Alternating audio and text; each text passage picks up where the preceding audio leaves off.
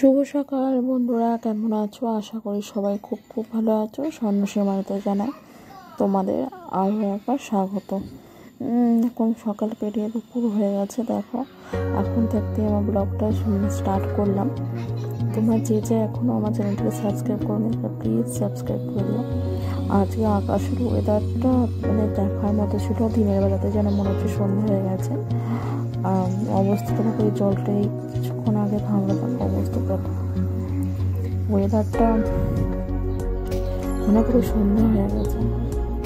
আর তেমনই আকাশ ডাকছিল। দেখো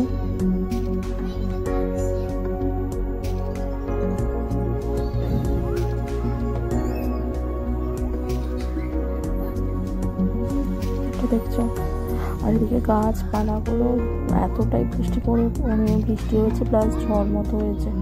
আর দেখো গাছের পাতাগুলো ঢলে গেছে, নুয়ে গেছে। এদিকে পুজো করতে নেই বলে পুজো করা এখনো হয়নি, তো পুরো এরকম অবস্থাতে আছে।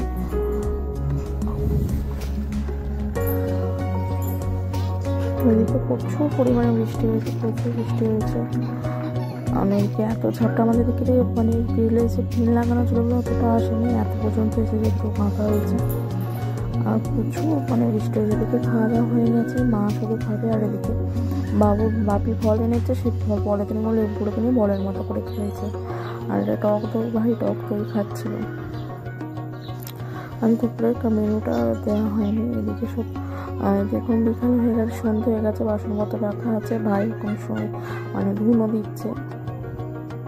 ধুনো দিচ্ছে শুভ তাই দিচ্ছে। কিন্তু এদিকে তোমার মশা বলো আর ঘরের জন্য ভালো। এদিকে চা বসেছে, কিন্তু মানুষজন দুধ আনা হয়েছিল, সেটা নষ্ট হয়ে গেছে, কেটে গেছে। দেখো বাটিতে আলাদাভাবে রাখা আছে। আর এদিকে এমনি জল গরম করছে, এই বুলেটটা সারালেক খাওয়াবো। আরও ওইদিকের মতো দুষ্টুমি করে যাচ্ছে। আর এখানে বাবার বাড়িতে আছে, কিন্তু কোনো কাজ নেই। এখানে প্রচুর এত বৃষ্টি হয়েছে যে এখানে ছাদ থেকে গড়িয়ে সিঁড়ি ময় ভর্তি হয়ে গেছিলো। দাঁড়ান ময়, তারপর সে মা বসে করলো লং করে রাখা আছে। এদিকে ঘোড়া দিয়েছে।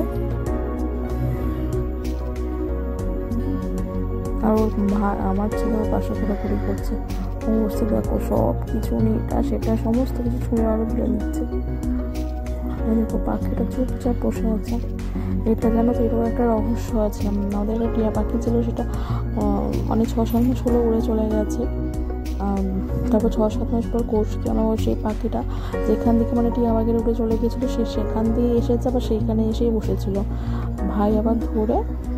বাপি আবার ধরে রেখে দিয়েছে।